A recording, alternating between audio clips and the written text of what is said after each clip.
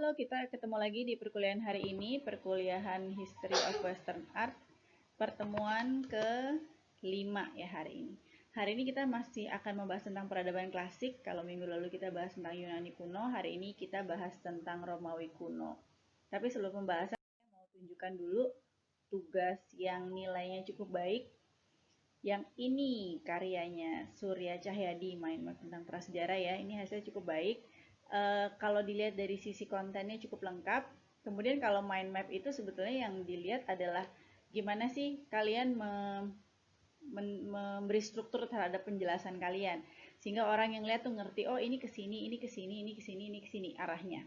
Jadi bagaimana kalian menjelaskan data secara skematis, secara skema sebetulnya. Yaitu mind map. Tujuannya saya memberi tugas ini untuk apa sih? Supaya nanti pada saatnya kalian membuat desain, kalian harus menjelaskan konsep kalian secara skematis.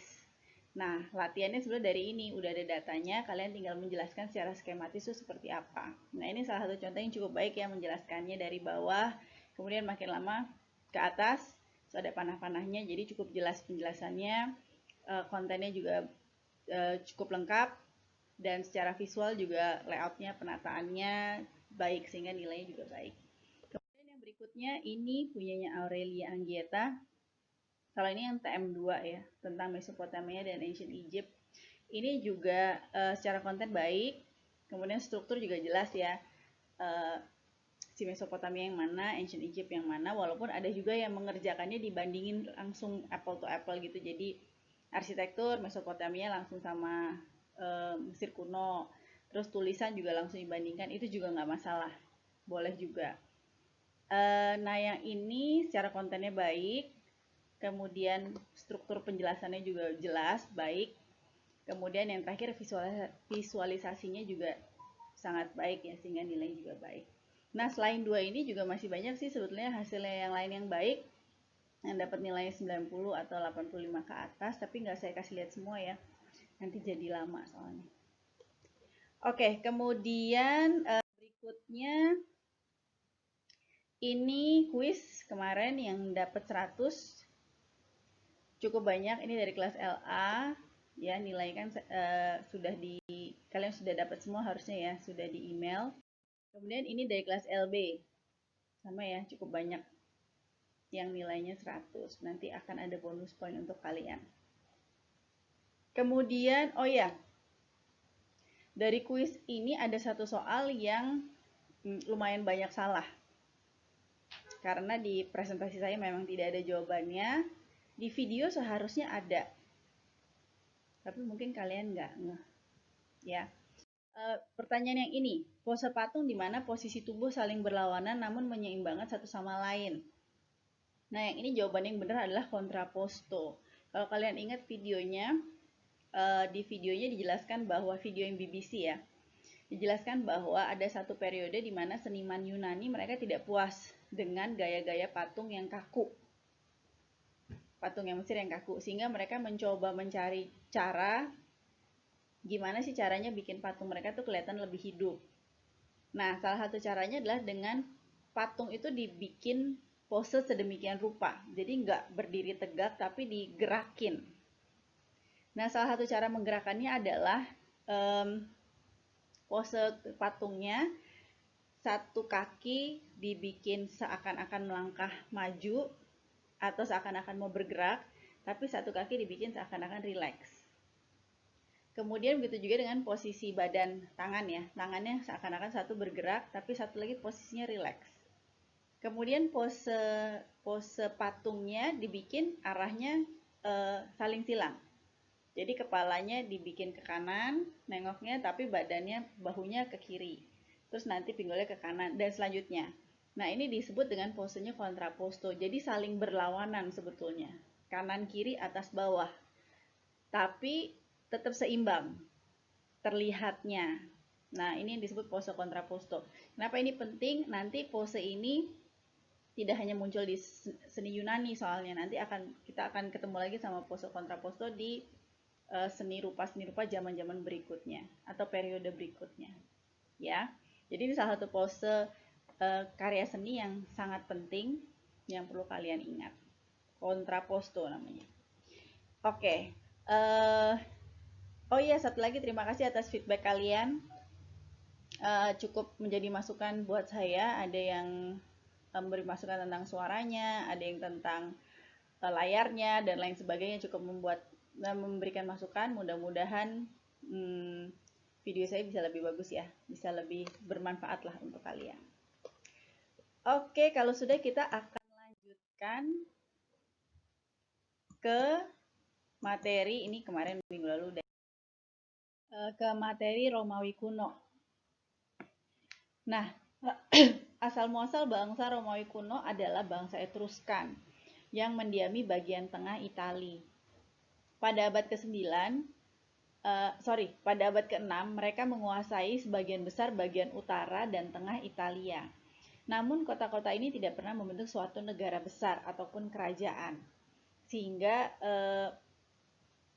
wilayah ini atau bangsa ini, karena mereka nggak pernah bentuk kerajaan ya, disebut dengan Etruria atau wilayahnya Etruria, bangsanya bangsa Etruskan. Jadi bangsa Etruskan ini adalah nenek moyang dari orang-orang Romawi kuno. Tapi sebetulnya saya bukan bangsa Etruskan yang mau saya ceritakan, tapi lebih ke si patung yang ada di layar kalian. Nah, orang-orang Romawi kuno percaya bahwa kota Roma didirikan oleh dua orang bersaudara kembar yang bernama Romulus dan Remus. Nah, legendanya adalah Romulus dan Remus ini adalah bayi yang dibuang oleh orang tuanya, dibuang ke hutan. Nah, kemudian mereka dibesarkan oleh serigala betina. Jadi patungnya kelihatannya ada, patungnya judulnya Capitoline Wolf. Ini adalah patung serigala betina, kemudian ada dua bayi di bawahnya yang sedang menyusui ke serigala tersebut. Nah, orang-orang kota Roma tuh percaya dengan legenda tersebut. Nah, walaupun sebetulnya nggak mungkin ya kalau bayi dibesarkan oleh serigala, karena pasti dimakan lah ya bayi sama serigala. Tapi kalau menurut buku ini, Larigonic, ini yang kedua ya, jilid yang kedua, saya bacain. Konon suatu waktu, begitulah legenda itu berawal, dua saudara kembar, Romulus dan Remus namanya, dibuang orang tua mereka. Anak-anak itu dibesarkan oleh entah serigala betina atau pelacur, karena dalam bahasa Latin digunakan kata yang sama untuk kedua makna tersebut. Paham nggak? Ya, silahkan kalian cari tahu ya. Dalam bahasa Latin digunakan kata yang sama untuk kedua makna tersebut. Jadi, serigala betina atau anjing betina, bahasa Inggrisnya apa? Kemudian pelacur juga kadang-kadang disebut dengan kata yang sama. Oke ya. Kemudian, nah, ketika dewasa, si Romulus dan Remus ini mendirikan sebuah kota. Jadi mereka mendirikan sebuah kota, tapi pada saat mereka mau ngasih nama kotanya, kita kasih apa nama kotanya, mereka nggak sepakat. Akhirnya mereka berantem. Nah, dalam perkelahian tersebut, salah satu terbunuh. Gitu ya. Akhirnya Remus terbunuh, dan kemudian Romulus yang berkuasa atas kotanya dan memberikan nama kotanya Kota Roma. Jadi dikasih nama Kota Roma. Nah, itulah ceritanya, legendanya pendirian Kota Roma yang didirikan oleh dua orang bayi kembar yang legendanya dibesarkan oleh serigala betina ya. Sehingga kemudian inilah menjadi simbol pendirian Kota Roma, patung ini. Nah, kemudian ini ada pembabakan dari Romawi kuno, karena mereka awalnya adalah periodenya monarki. Monarki itu berarti dipimpin oleh seorang raja ya. Latin and Etruscan Kings yang menguasai, tapi kemudian berubah menjadi republik. Kalau republik artinya dikuasai oleh konsul yang dipilih melalui demokrasi, jadi pemilihan pemungutan suara. Nah, kemudian tapi di Romawi kuno ini karena konsul-konsulnya sangat berkuasa dan terkenal kejam, mereka akhirnya ingin berkuasa penuh. Akhirnya konsul-konsul yang mereka sebetulnya dikasih mandat oleh rakyatnya menjadi diktator lama-kelamaan. Nah, salah satunya adalah Julius Caesar. Mungkin pernah dengar namanya, cukup terkenal, kaisar yang cukup terkenal, kaisar tapi juga sekaligus diktator. Nah, karena akhirnya konsul-konsul tersebut menjadi diktator, terbentuklah akhirnya kekaisaran, Early Empire. Nah, kemudian lanjut ke High Empire dan Late Empire. Jadi mulai dari monarki, sempat jadi republik sebentar, tapi kemudian akhirnya menjadi sebuah kekaisaran Romawi kuno. Ya, beda sama Yunani ya. Kalau Yunani tidak pernah membentuk sebuah kekaisaran sebetulnya. Nah, kemudian kalau kalian perhatikan timeline-nya, ini yang monarki sama republik itu dua-duanya BC. Jadi sebelum Masehi. 509-nya republik ya, 509 sampai 27 BC. Jadi sebelum Masehi. Tapi kalau kalian perhatikan Early Empire ini ya, tahunnya 27 BC sampai 96 CE. Artinya apa? Artinya tahun 0 ada di sini. Tahun 0 nih. Artinya Yesus lahir, kemudian tahunnya menjadi Masehi, itu ada di sini ya. Early Empire. Nah, setelah Early Empire ini kita lihat High Empire, Late Empire, tahunnya jalannya sudah maju, artinya sudah semakin besar. Oke ya. Kemudian berikutnya, nah ini dia. Jadi kalau dibandingkan dengan Yunani, yang mereka hanya negara-negara kota kecil-kecil, mungkin di Yunani sebenarnya ada juga ya yang membentuk kerajaan, tapi kerajaannya nggak sebesar dan se-powerful Romawi. Nah, berbeda dengan Yunani yang kecil-kecil, kalau Romawi itu membentuk sebuah kekaisaran yang luar biasa besar. Dan wilayahnya adalah pusatnya di sini ya, pusatnya di kota Roma. Wilayahnya sampai ke Spanyol. Sini Hispania, ini Spanyol ya. Ke utara sampai ke Inggris, Britania. Jadi percaya atau tidak percaya, London itu sebetulnya didirikan oleh Romawi kuno, kota London ya. Sampai ke Inggris itu didirikan oleh Romawi kuno. Jadi ini wilayah kekuasaannya Romawi, kekaisaran Romawi. Kemudian sampai ke ini, sini ya, ini pokoknya hijau-hijau ini. Ke sini sampai ke Asia Kecil, Turki. Tuh di sini sampai ke wilayahnya ke Mesir bagian utara. Afrika bagian utara. Ini adalah wilayah kekaisarannya Romawi kuno. Jadi wilayah Romawi kuno sangat luas sekali wilayah kekaisarannya. Dan kaisar-kaisarnya sangat haus dengan kekuasaan, darah kekuasaan. Jadi mereka kaisar-kaisarnya memang senang banget perang, ngirim tentara yang banyak untuk mengalahkan atau menguasai berbagai wilayah untuk memperluas wilayahnya mereka. Ya, nah ini wilayah kekuasaannya Romawi kuno. Kemudian kepercayaannya sama seperti Yunani kuno dan peradaban sebelumnya. Kepercayaannya adalah politeisme, artinya mereka percaya dengan banyak dewa. Dan dewa-dewanya Romawi kuno pun sebetulnya mengambil bentuk dewanya Yunani, jadi mirip. Hanya namanya beda. Jadi misalnya di Yunani kepala atau dewa tertingginya adalah Zeus. Kalau versinya bangsa Etruskan itu namanya Tinia. Kalau versinya Romawi Jupiter, dianggap sebagai dewa tertinggi. Kemudian Zeus punya istri namanya Hera. Kalau di Romawi Juno. Kemudian di Yunani ada Dewi Athena. Kalau Etruskan Minerva, di Romawi Minerva. Jadi sama, punya dewa laut, dewa kebijaksanaan, misalnya dewa kecantikan dan segala macam, sama seperti Yunani, hanya namanya ada yang berbeda. Gitu ya. Nah, kemudian selanjutnya adalah, oh ya, sebelum saya jelasin tentang Romawi kuno lebih jauh, saya mau cerita dulu tentang ini. Mungkin pernah dengar ya ceritanya. Ini adalah kota Pompei.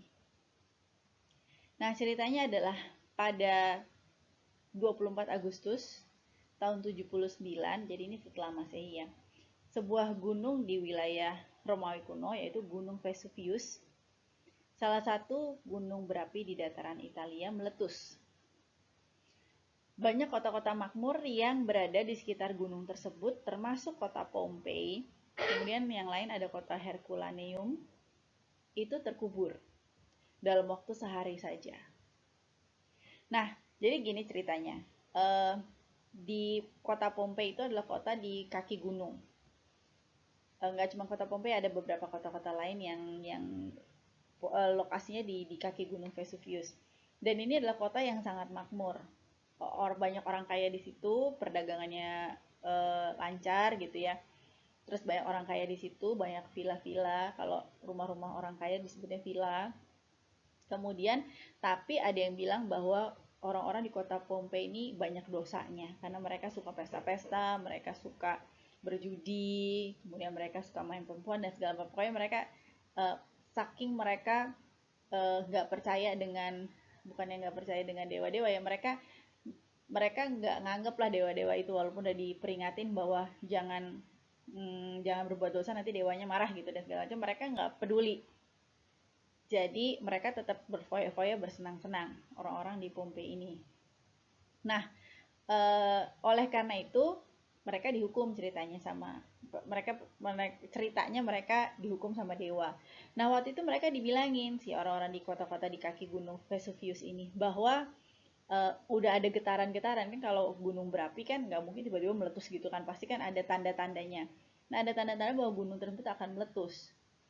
Tapi orang-orang di kota Pompei ini nggak percaya. Jadi mereka nggak mungkin lah terjadi gitu. Kita kan hidupnya di sini enak lah, terus tanahnya subur dan segala macam. Mereka nggak percaya karena saking mereka sombongnya. Nah, mereka tetap waktu diperingatin bahwa gunung itu akan meletus, mereka nggak percaya. Jadi mereka tetap bersantai-santai lah di kotanya, tetap melakukan aktivitas. Dan ternyata memang benar gunung tersebut meletus.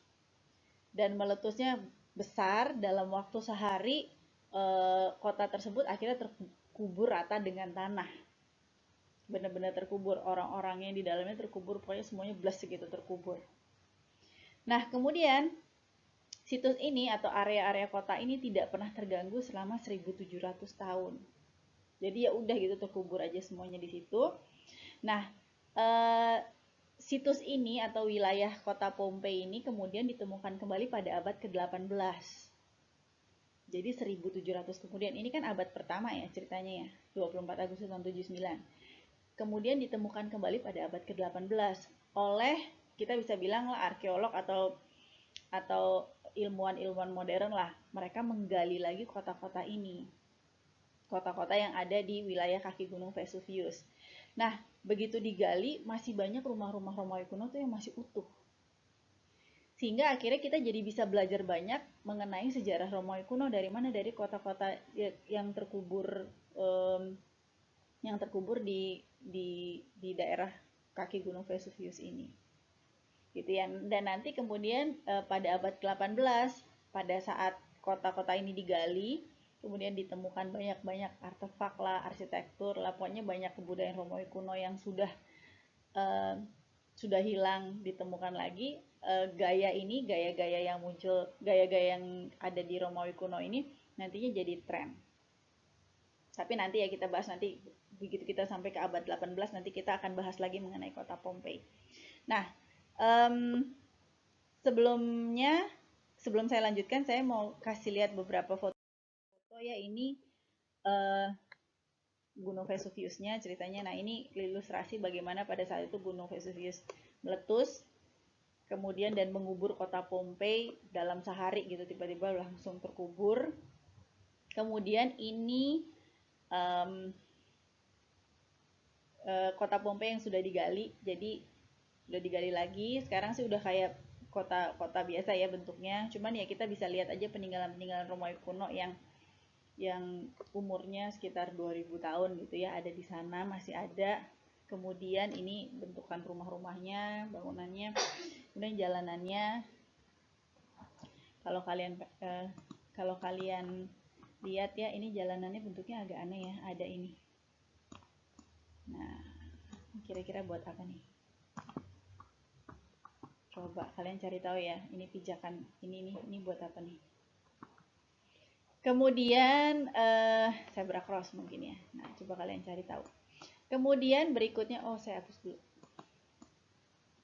Kemudian ini masih ya ledakan Gunung Vesuvius. Nah, ini kota Pompei yang sudah digali. Kemudian sekarang jadi destinasi wisata sih, cuman lagi COVID, jangan kesana dulu ya. Kemudian, nah ini juga reruntuhan-reruntuhan di kota Pompei. Kebanyakan sih bangunan-bangunannya atapnya udah nggak ada, karena mungkin kalau kena debu atau letus gunung berapi itu yang hilang duluan atapnya kali ya, tapi struktur pondasinya masih banyak yang utuh. Nah ini dia kolom-kolomnya ya.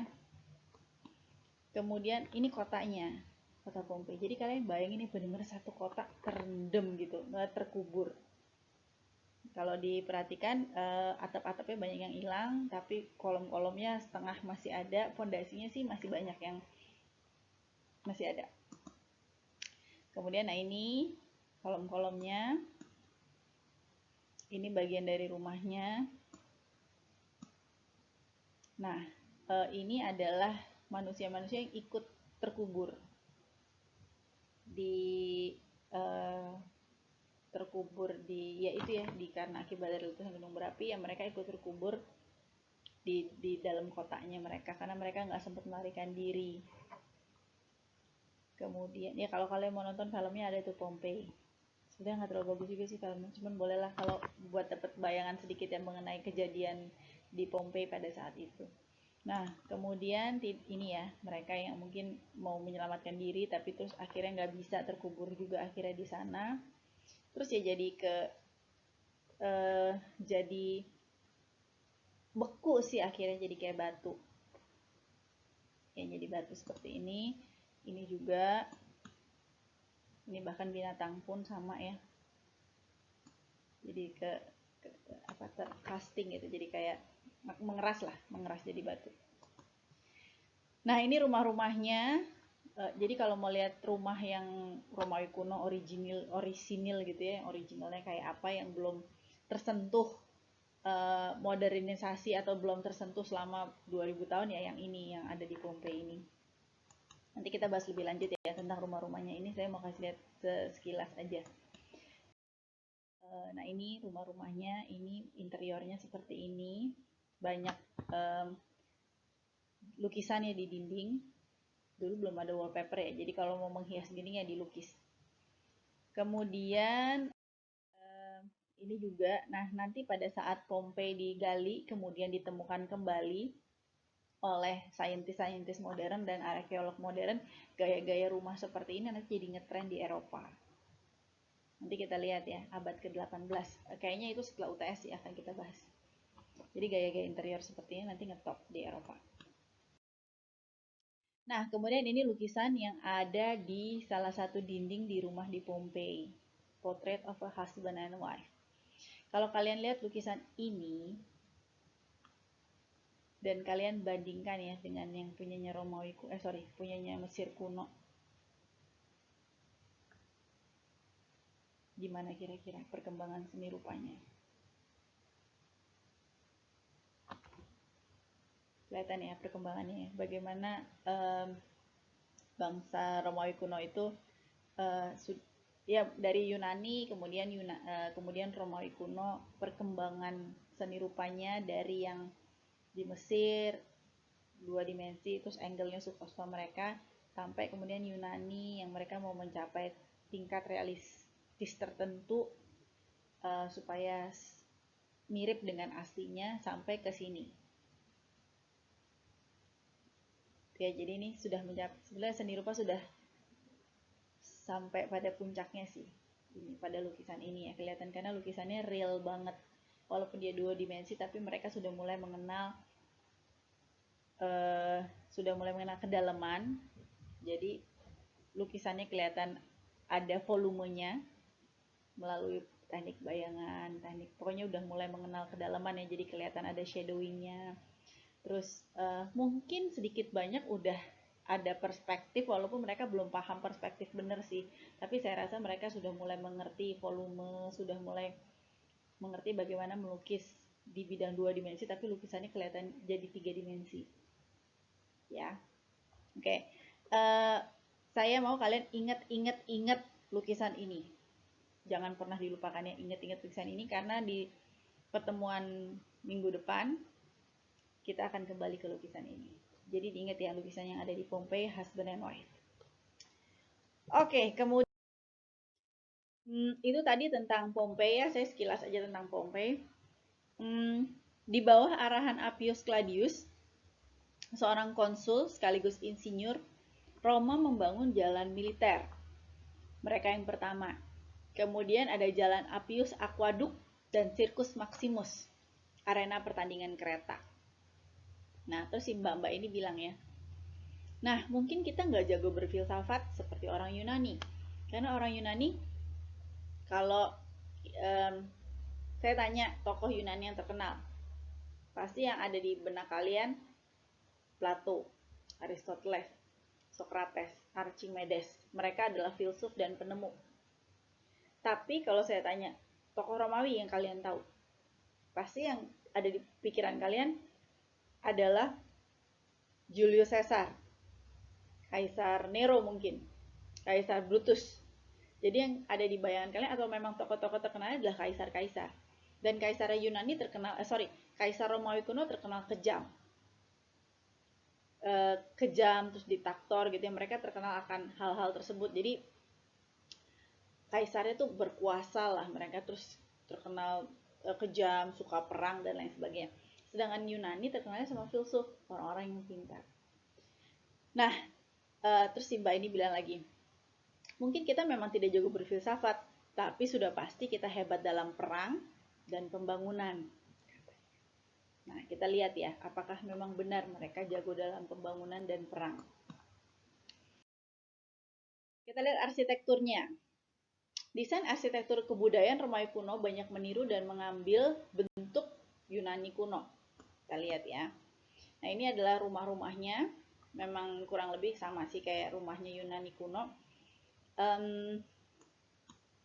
Kemudian ini adalah kuilnya. Nah, kalau kita lihat sama ya sama kuil Yunani kuno yang minggu lalu sudah saya jelaskan. Ada ruang tengahnya, terus bentuknya sangat sederhana dan lain sebagainya. Kurang lebih mirip, kolom-kolomnya pun sama. Nah, kemudian ini juga, ini kuilnya ya. Temple of Fortuna Virilis. Sama ini mirip kuilnya Yunani kuno. Nah, terus bedanya apa dong? Nah, kolom pun mereka juga sama. Mereka mengambil kolomnya Yunani kuno. Kalau kita lihat ya. Ada kolom Ionik, ada kolom Korintia, dan ada kolom Dorik. Tapi kenapa di sini ada 5 kolom ya? Ternyata bangsa Romawi menambahkan 2 kolom. Kalau yang ini kolomnya Romawi ya, kolom Tuscan yang pertama ini. Yang saya tandain ya. Ini kolom modelnya Tuscan. Ini punyanya Romawi kuno. Satu lagi composite nama kolomnya. Jadi kalau dilihat kepala kolomnya itu lebih rumit. Kalau Tuscan sebenarnya mirip sama Doric. Tapi kalau Doric kolomnya bagian tiangnya ada garis-garisnya. Kalau Tuscan polos, ya nggak ada garis-garisnya. Jadi lebih sederhana daripada Doric. Nah, kemudian apalagi yang dihasilkan oleh Romawi kuno? Pencapaian bangsa tertinggi Romawi kuno, pencapaian tertinggi bangsa Romawi kuno bukanlah pada bidang seni. Karena seni mereka banyak mengikuti Yunani. Jadi pencapaian seni sebenarnya adanya di Yunani. Nah, kalau Romawi pencapaiannya apa? Pencapaiannya pada bidang teknik sipil. Bangsa Romawi mengembangkan konstruksi beton yang sangat revolusioner pada desain arsitektur. Nah, beton itu apa sih? Beton itu konkret ya. A mix of cement or mortar with stones or gravel and water to make substance that would flow into place in any desired form. Jadi bentuknya bisa sesuai kemauan. Nah, keuntungan dari beton adalah murah dan kemungkinan untuk membuat konstruksi yang besar. Konstruksi yang besar-besar tanpa perlu tiang penyangga yang banyak, tanpa perlu kolom-kolom yang banyak dalam ruang, yang sebelumnya sangat tidak mungkin dibuat. Karena bangsa Yunani dan Etruskan sebelumnya, mereka hanya menggunakan konstruksi yang namanya post and lintel. Kayak apa sih? Kayak gini ya. Nah, ini adalah konstruksi post and lintel. Jadi kalau ruangnya bentangnya panjang, Semakin panjang bentang ruangnya, kolomnya harus makin banyak. Sehingga kalau kuilnya Yunani kuno, kolomnya banyak banget. Tujuannya apa? Untuk menyangga bangunan. Nah, ini namanya konstruksinya post and lintel. Jadi tiang sama bagian atasnya. Post and lintel. Nah, Romawi kuno mereka mulai membuat teknik konstruksi yang berbeda. Mereka membuat bentuknya melengkung atau arch disebutnya. Yang paling penting dari arsitektur Romawi adalah lengkungan, setengah lingkaran atau di arches.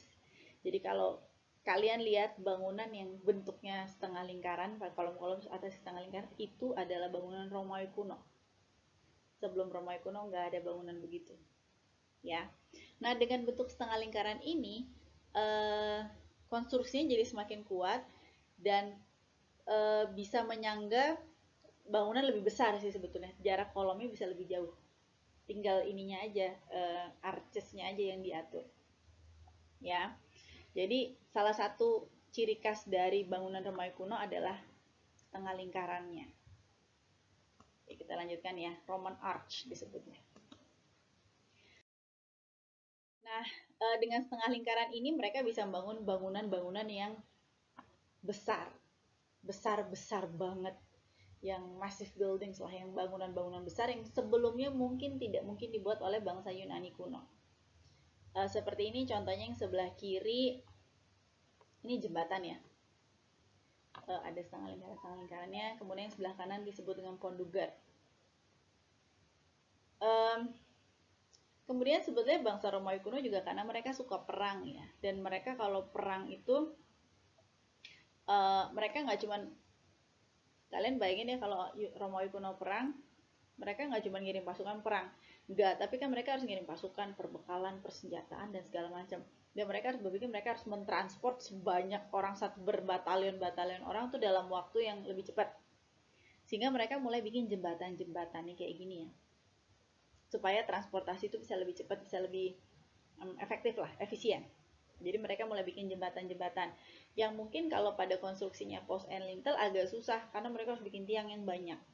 Tapi dengan adanya beton dan konstruksinya Roman arch, mereka jadi lebih bisa membuat bangunan-bangunan besar seperti ini. Oke ya, tapi saya nggak bahas lebih lanjut ya, itu teknik sipil urusannya. Kemudian berikutnya, nah dengan adanya konstruksi setengah lingkaran, mereka bisa setengah lingkaran nanti digabung-gabung, terus bisa dibikin memanjang setengah lingkaran, terus nanti atasnya jadi kubah-kubah, dan pada akhirnya mereka bisa membuat bangunan yang bentuknya bulat dengan atapnya bentuknya kubah.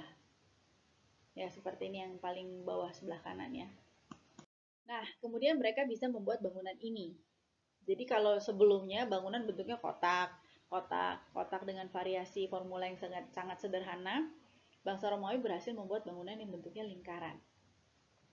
Dengan tiang penyangga yang nggak banyak gitu ya, maksudnya tiang penyangganya nggak banyak, terus dengan konstruksi beton.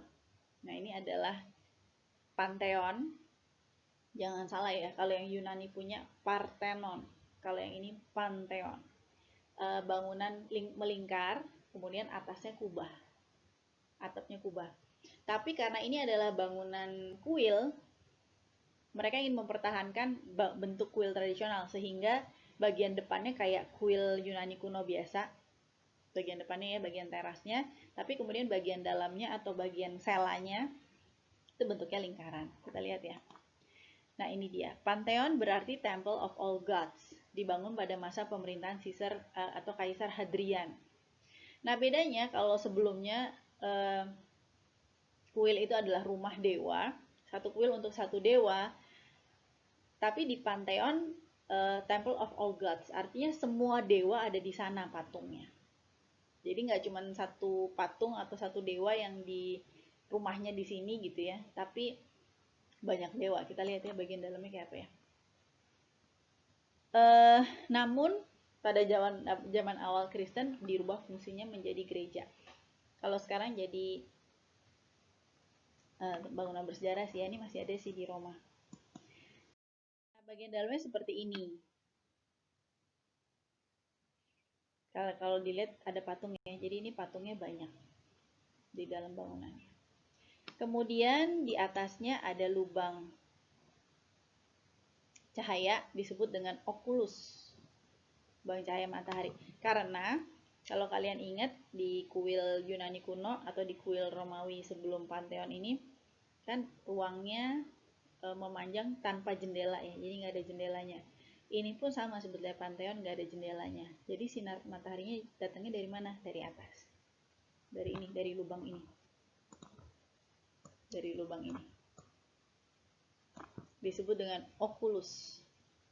Terus kalau kalian nanya, terus Bu kalau hujan masuk dong airnya? Oh iya masuk airnya kalau hujan. Basah di dalamnya. Gitu ya. Terus ada juga yang bilang kalau misalnya, ini kan patung dewanya banyak nih di dalam bangunannya. Mataharinya yang masuk kan dia pasti jam sekian mataharinya ke muter ya, bayangan mataharinya. Nah itu dewa yang harus disembah atau didoakan atau dipuja pada jam segitu biasanya yang disorotin sama sinar matahari, begitu katanya. Saya nggak tahu benar apa. Nah kemudian bangunan lainnya juga yang termasuk bangunan besar, konstruksi juga beton, kemudian sama juga pakai Roman arches ya, adalah Colosseum. Kalau ini pasti pernah tahu ya, tempat apa sih? Arena gladiator. Sebenarnya gladiatornya juga ceritanya menarik sih, mengenai gladiator ya. Tapi saya nggak usah ceritain ya, panjang soalnya. Nanti kalian bosan dengernya.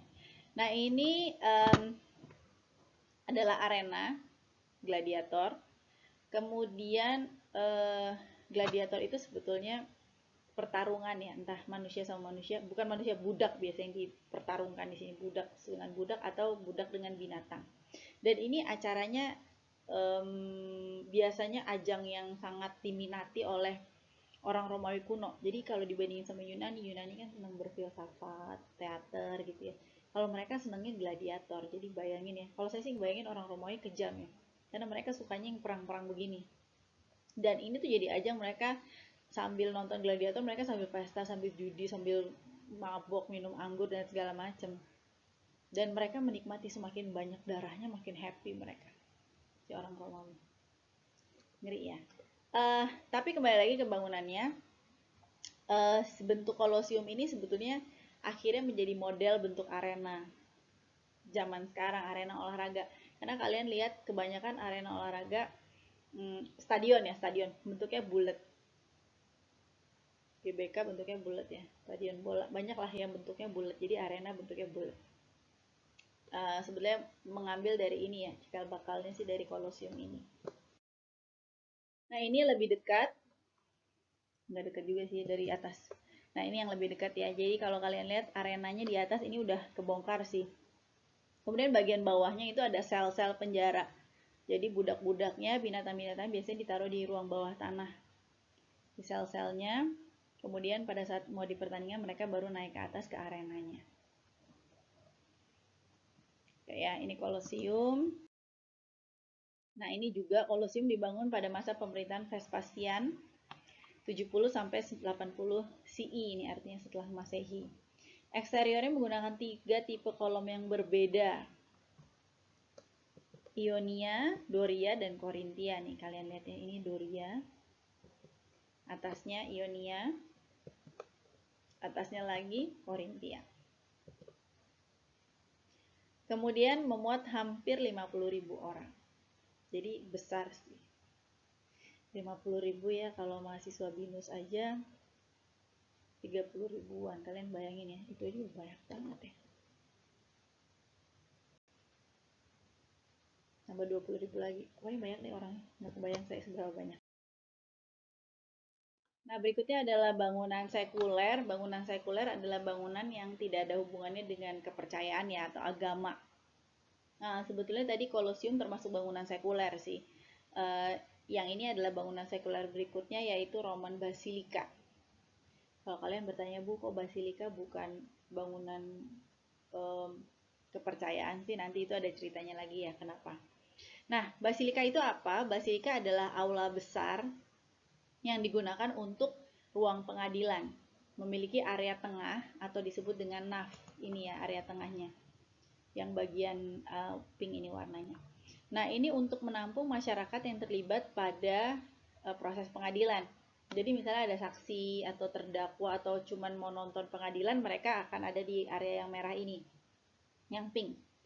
Nah, kemudian ada hakim akan duduk pada area yang ditinggikan. Ini ditinggikan pada bagian akhir atau ujung bangunan, disebut dengan apse. Yang ini. Jadi di bagian ujungnya ada kayak stage gitu, tinggiin, baru nanti hakimnya ada di sana. Nah, ini adalah bangunan ruang pengadilan. Kalau kita lihat ini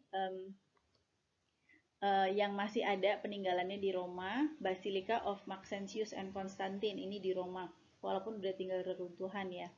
Jadi kalian perhatikan bangunan Romawi kuno itu sangat identik banget sama setengah lingkaran, sama archesnya. Hampir semua bangunan ada archesnya. Nah, diperkirakan dulu bangunannya seperti ini modelnya. Ini reconstruction drawing, jadi bagian dalamnya seperti itu. Sangat ini ya, sangat mewah ya, dan besar bangunannya. Kemudian bangunan lainnya selain basilika adalah market.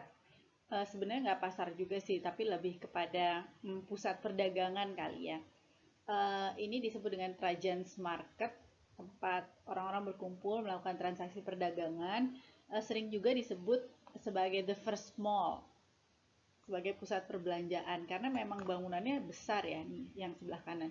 Jadi memang mirip kayak pusat perbelanjaan yang zaman sekarang. Ya, dan kalau kita lihat memang bangunan Romawi kuno sangat identik dengan arches-nya. Jadi lengkungan-lengkungan itu ya, setengah lingkaran, karena di bangunan mall ini, Trajan's Market ini pun bangunannya setengah lingkaran, kemudian ada arches-nya juga.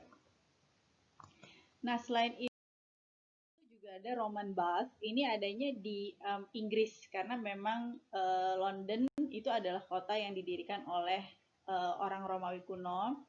Kemudian orang Romawi kuno tuh selain mereka suka perang, kemudian mereka juga suka bersenang-senang. Salah satunya adalah dengan ini ya, pergi-pergi ke permandian. Nah, ini adalah satu Roman Bath, sampai sekarang masih adanya di UK, di kota namanya kota Bath. Ya. Nah, kemudian ini model dari kota Roma, kurang lebih pada sekitar abad keempat ya. Ada Maximus, ini tempat pertandingan kereta kuda ini yang bentuknya agak melonjong. Kemudian ada Colosseum ya sebelah kanan, atas yang bulat. Jadi kurang lebih seperti ini tata kota Roma pada saat itu. Nah, kemudian selain membuat bangunan-bangunan yang besar, tadi saya sudah jelaskan bahwa kaisar-kaisar Romawi kuno itu mereka tuh sangat apa ya, narsis gitu. Jadi mereka sangat proud of themselves. Dan salah satunya adalah untuk menunjukkan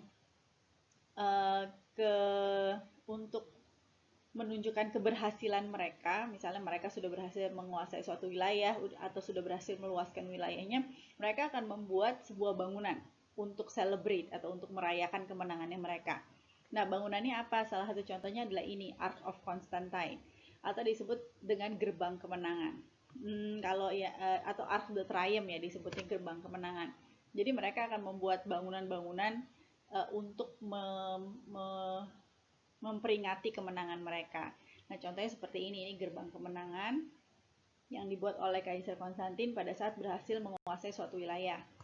Kemudian ada juga yang ini disebut dengan Column of Trajan atau tiang Trajan.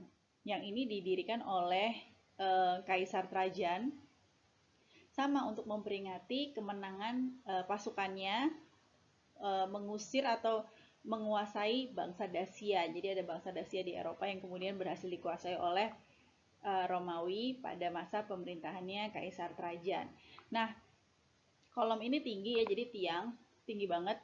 Kemudian di tiang ini ada relief, jadi ada gambar-gambar yang menceritakan proses kemenangan pasukannya Kaisar Trajan. Jadi ceritanya bagaimana strategi pasukannya, kemudian ceritain di gambar relief sampai atas, diukir ya, bukan di gambar, sampai atas. Kemudian di paling atasnya adalah patungnya Kaisar Trajan, yang ini, paling atas. Nah, ceritanya, saya nggak tahu sih bener apa enggak ya. Katanya si patung ini, patungnya Kaisar Trajan itu sebetulnya patungnya nude, nggak pakai baju. Cuman kemudian pada saat agama Katolik masuk ke wilayah kota Roma, patung ini dilarang. Sehingga patungnya katanya diturunin, terus dipakein baju, terus dipasang lagi. Cuman saya nggak tahu prosesnya benar apa enggak tentang si cerita patung ini. Jadi ini adalah patung Kaisar Trajan. Nah, kemudian Kaisar Trajan sendiri setelah meninggal, kemudian dimakamkannya di pondasi, bukan di pondasi, di kamar ya. Di sini ada ruangan nih, kayak ada masuk, terus ada ruangan. Nah, di situ makam Kaisar Trajan dan istrinya. Nah, yang menarik lagi dari, ini saya hapus dulu ya. Yang menarik lagi dari kolom ini adalah pada kolom ini sudah terdapat tulisan atau huruf Romawi. Nah, kalau lihat huruf Romawi, bisa baca nggak kalian? Bisa ya, karena hurufnya sama huruf kita sekarang. Nah, mengenai huruf, kalau kemarin-kemarin kita sudah lihat huruf-hurufnya bangsa Mesopotamia, kemudian Mesir kuno. Nah, kalau huruf kita tuh sebetulnya datangnya dari mana? Saya flashback sedikit ya. Aksara peradaban awal. Jadi awalnya aksara kita itu berasal dari mana sih? Nah, bangsa Fonisia ini adalah bangsa pedagang yang mereka berdagang dari satu tempat ke tempat lain ya. Nah, mereka mencoba menemukan ragam bunyi yang mampu dihasilkan mulut mereka. Jadi berbeda dengan orang Mesopotamia dan Mesir yang hurufnya berupa simbol-simbol gambar. Orang Fonisia ini beda, mereka membuat simbol-simbol yang menyimbolkan suara yang dikeluarkan oleh mulut mereka, disebut fonem sebetulnya. Jadi misalnya bersuara gimana sih? Gitu, atau atau beh, atau misalnya atau gitu ya. Nah, itu kemudian mereka bentuk-bentuk suara itu kemudian mereka simbolkan ke dalam tuangkan ke dalam simbol-simbol. Nah, simbol ini kemudian disebut dengan fonem. Dikasih nama. Jadi kalau yang disebut alef. Kemudian yang be disebut beta dan selanjutnya. Ada 22 fonem. Nah, kemudian bangsa Yunani, mereka berdagang dengan orang Fonisia dan mereka mulai mengadopsi fonem-fonem tersebut. Jadi orang Yunani ngikutin, mereka mengambil fonem dan grafemnya Fonisia. Masih menggunakan nama-nama grafem yang sama. Jadi yang A disebut dengan alfa, B disebut beta, kemudian ada gamma, ada echo dan lain sebagainya. Jadi simbol itu ada namanya. Nah, tapi sama orang Yunani ditambah kelengkapan hurufnya. Ada A, I, U, E, dan O. Karena memang bahasa Yunani banyak pakai huruf-huruf tersebut. Kalau Fonisia mungkin enggak ya, makanya mereka enggak ada A, I, U, E, O. Nah, kemudian bangsa Romawi, tadi kan saya jelasin bahwa bangsa Romawi banyak mengambil arsitekturnya, ngambil dari Yunani. Ini pun begitu, mereka mengambil aksara dari Yunani sama. Mereka mengambil aksara fonetik, tapi kemudian oleh bangsa Romawi dilengkapin aksaranya dan menghilangkan namanya. Jadi sudah bukan alfa, beta, gamma, echo gitu udah enggak. Oh sorry, saya lupa kasih lihat. Nah ini dia. Ini yang punya Yunani kuno ya. Ada alfa, beta, gamma, delta, epsilon, zeta, eta, theta, iota, kappa, dan lain sebagainya. Jadi simbolnya ada namanya. Nah oleh Romawi huruf-hurufnya diambil, jadi simbol-simbolnya diambil, tapi nama grafemnya dihilangin, jadi tidak lagi memakai nama grafem. Sehingga menjadi huruf yang kita kenal sekarang, A, B, C, D, E, F, G, H, I, J, dan lain sebagainya. Nah, karena orang Romawi ini berbahasa Latin, maka huruf-huruf ini akhirnya disebut dengan huruf Latin. Gitu ya. Dan disebut dengan alfabet, alfa, beta, disebut dengan alfabet. Nah, alfabetnya ada yang Greek alfabet, yang ini ya, yang Greek alfabet, alfa, beta, gamma, delta, epsilon, dan lain sebagainya. Kemudian kalau yang ini perkembangannya dari alfabet Greek alfabet menjadi Latin alfabet. Jadi yang kita pakai adalah Latin alfabet. Gitu ya. Nah, kemudian selain itu bangsa Romawi juga sudah mulai membuat berbagai macam tipografi. Jadi bentuk hurufnya nggak cuma satu aja, tapi mereka mulai punya huruf yang rustika, yang pokoknya macam-macam, dan mereka mulai membuat tipe-tipe tipografi. Nah, itu tentang huruf ya, tentang aksara. Jadi aksaranya sudah tidak berupa piktogram lagi kayak Mesopotamia dan Mesir, tapi sudah mengambil dari ragam bunyi, sehingga lebih universal, bisa dipakai bahkan sampai sekarang. Nah, ini makanya saya bilang peradabannya klasik.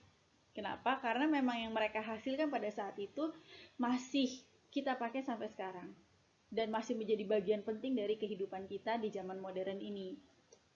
Ya. Oke, kemudian lanjut. Oh, ini tinggal bagian terakhir, furniture. Furniture-nya seperti apa? Sebelum ke furniture, ini rumah-rumah di Pompei ya. Saya kasih lihat sekali lagi. Nah, ini juga rumah di Pompei. Rumahnya sangat mewah karena memang di sana orangnya kaya-kaya. Kemudian rumahnya dindingnya dihias seperti ini. Ini ada architectural detail, terus mereka melukis di dinding. Terus kalau kalian bertanya, Bu, lukisannya kok masih bertahan sih? Ini udah ribuan tahun loh. Karena teknik melukis mereka disebut dengan fresco. Kalian bedakan ya teknik melukis di dinding, fresco dan mural. Kalau fresco itu mereka melukisnya pada saat dinding itu masih basah. Jadi kan kalau dinding tuh dilapis sama semen ya. Nah, pada saat semennya ini masih basah, mereka melukis di dinding.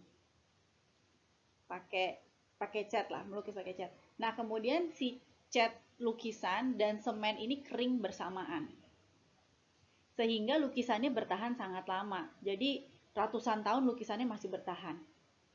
Kalau bedanya sama mural, mural itu yang di Syahdan tuh kan ada ya, di ruang galeri itu ada mural. Nah, kalau mural itu dindingnya dilukis pada saat sudah kering semennya. Jadi dinding kering yang sudah bersih, sudah kering, nah ini dilukis, ditimpain. Jadi lukisannya biasanya tidak bertahan lama alias cepat rusak. Paling bertahan 1-2 tahun, habis itu biasanya mulai pudar warnanya. Nah, kalau fresco karena dia kayak ketanam di dalam semen, dia bertahannya lebih lama, bahkan sampai ratusan tahun. Seperti contohnya lukisan ini, lukisan-lukisan dinding seperti ini dibikinnya pakai teknik fresco. Ya. The wall be painted in solid color or with naturalistic painting or of exterior scenes or imagery from mythology or daily life. Jadi mereka akan lukis dinding-dindingnya ini. Karena dulu belum ada wallpaper ya, jadi mereka akan lukisin. Kemudian architectural detail of moldings and pilasters forming a plain wainscot below. Jadi di bawahnya dia kasih kayak profil sih sebetulnya ya. Ini yang warna coklat. Nah, furniture-nya seperti apa? Furniture ada tempat duduk yang seperti ini ya.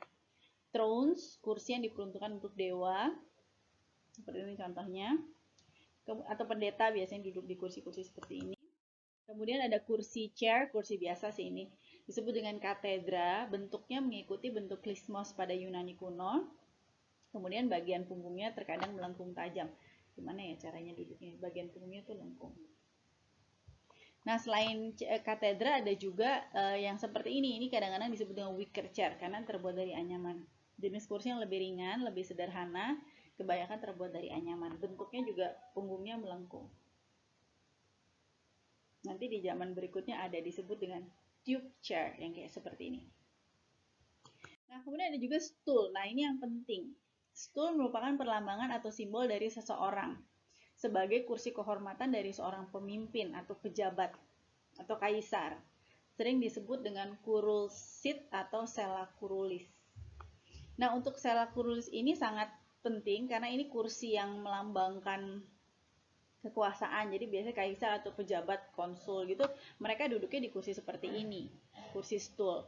Nah, ini kursinya sebenarnya yang ciri khas dari sella curule ini adalah bentuk kakinya yang bentuknya X.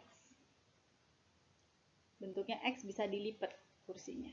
Jadi stoolnya kakinya X bisa dilipat. Ya, jadi ini yang mengidentifikasi bahwa itu adalah sella curulis ya, kursi untuk pejabat adalah biasanya bentuknya X terus kemudian bisa dilipat. Dan biasanya mereka menggunakan detail-detail yang unik ya, seperti ini ya. Kakinya menggambarkan kepala binatang. Kepala apa sih ini ya? Burung ya, kepala burung, fowl. Dan ini bisa dilipat kursinya. Jadi ini kursi-kursi yang biasanya dipakai oleh pejabat ya. Kemudian selain itu ada meja. Kalau meja sih nggak ada satu yang spesifik ya. Tapi mereka mejanya masih menggunakan ini ya, identik dengan kaki-kaki binatang biasanya. Untuk kaki mejanya, yang meja sebelah kanan pun juga sama. Kemudian tempat tidur mirip seperti punyanya Yunani, seperti ini. Dengan kalau Yunani kan hanya sandaran kepala ya, kalau ini ada sandaran kaki, jadi ada headrest, ada footrestnya seperti ini. Disebut dengan fulcra yang sandaran kepala. Nah seperti ini contohnya. Sama tinggi juga, biasa dipakai untuk terima tamu, mereka rebahan sambil terima tamu, sambil ngobrol dan lain sebagainya. Bedanya hanya Romawi itu kalau bikin sesuatu memang lebih ekstravagan, jadi harus lebih mewah. Sehingga banyak detail-detail ornamen yang biasanya muncul di furniture-furniture Romawi kuno. Kalau desainnya Yunani memang biasanya lebih elegan sih, lebih sederhana, terus mementingkan proporsi, lebih elegan. Kalau Romawi mereka lebih, wah pokoknya maunya lebih mewah lah, lebih besar, lebih mewah, lebih wah. Ya seperti ini contohnya ada detail, ada detail kepala manusia apa kepala siapa ya di situ ya. Kemudian ada detail kepala singa juga di bawahnya. Nah ini untuk furniture. Oh masih ada seni rupa. Oke. Untuk seni rupa, serupa dengan arsitektur, seni rupa Romawi juga sangat ekletik, mengambil bentuk dan unsur-unsur seni Yunani dan Etruskan. Namun hasilnya sangat khas Romawi kuno. Jadi sama dengan arsitektur, seni rupanya pun banyak mengambil seni rupa Yunani. Jadi mereka tidak punya seni rupa yang khas, yang khusus gitu, nggak punya. Kebanyakan seniman yang bekerja di Roma adalah orang Yunani. Dan kebanyakan kolektor Romawi membeli karya seni Yunani kemudian menjiplaknya. Ya. Jadi senimannya juga mereka seniman Yunani yang bekerja di Roma. Kemudian karya seninya pun banyak dijiplakkan dari seniman-seniman Yunani atau dari karya seni Yunani. Nah kurang lebih seperti ini. Sama ya, posenya kontraposto kalau kalian lihat. Kakinya satu rileks, satu lagi agak maju ke depan, terus badannya pun gitu. Posenya kontraposto. Nah ini potret dari Kaisar Agustus yang menggambarkan kewibawaannya Kaisar Agustus ya, terbuat dari marmer. Kalian perhatikan ya, kalau patung warna putih itu biasanya terbuat dari marmer. Kalau yang seperti ini marmer. Kalau yang seperti ini bronze atau perunggu. Nah, biasanya patung-patung Yunani kuno itu terbuatnya kebanyakan dari batu marmer, jadi dipahat. Kalau Romawi kuno mereka kebanyakan dari bronze, jadi di sistemnya udah dicetak patungnya. Lebih bertahan lama udah pasti. Kalau patung-patung marmer banyak yang udah pecah-pecah ya, karena itu kan batu juga ya. Jadi kalau karya seni sih kurang lebih sama-sama Yunani, saya nggak kasih penekanan apa di karya seninya. Dan from modern point of view, Roman design seems technically advanced, orderly, systematic, and aesthetically impressive. Although often ostentatious, overly decorative, and lacking in subtlety. Jadi biasanya karya seninya sangat teknik advance, jadi secara teknis sangat maju, kemudian teratur, impresif, sangat megah, mewah, besar gitu ya, sangat wah pokoknya megah. Tapi kadang-kadang overly decorative, terlalu dekoratif, dan kedalamannya kurang. Nah, the gradual decline of Roman civilization until the eventual collapse from the background for the complex development that followed. Jadi sebagaimanapun besarnya kekaisaran Romawi, sebagaimanapun hebatnya bangsa Romawi, pada akhirnya bangsa Romawi pun runtuh. Nah, runtuhnya karena apa? Dan peradabannya pun hilang ya sebetulnya. Peradabannya hilang, kemudian muncul lagi ya pada saat ditemukannya Pompei itu. Runtuhnya karena apa? Sebenarnya itu ceritanya buat minggu depan ya, runtuhnya karena apa. Jadi eh, kenapa bangsa Romawi bisa runtuh dan kenapa peradabannya kemudian hilang, itu nanti saya simpan ceritanya untuk minggu depan. Oke, sampai di sini. Ini daftar pustakanya. Masih dari buku yang sama ya, buku Larigonik. Kalau sudah punya silahkan dibaca. Kemudian jangan lupa post testnya diisi. Untuk hari ini saya hanya kasih satu video. Untuk video BBC tidak ada. Jadi hanya satu video. Kemudian post test jangan lupa dikerjain. Dan oh iya, ada tugas. Tugas mind map terakhir untuk sebelum UTS. Jadi ini mind map ketiga, mind map terakhir. Sama format tugasnya di A3, kemudian dikerjakan secara manual. Yang beda hanya topiknya. Kalau kemarin saya minta perbandingan kebudayaan Mesir dan Mesopotamia. Untuk tugas TM yang ketiga saya minta perbandingan kebudayaan Yunani kuno dan Romawi kuno. Oke, untuk detail assignment-nya nanti boleh lihat di ruang assignment. Seperti apa, kurang lebih sih sama seperti yang kemarin, hanya topiknya aja yang berbeda. Oke, kalau tidak ada yang bertanya, nggak ada ya, gimana cara nanyanya ya. Kalau mau bertanya silahkan boleh via Binus Maya Forum atau via WhatsApp di Japri juga boleh. Jangan lupa post testnya dikerjakan.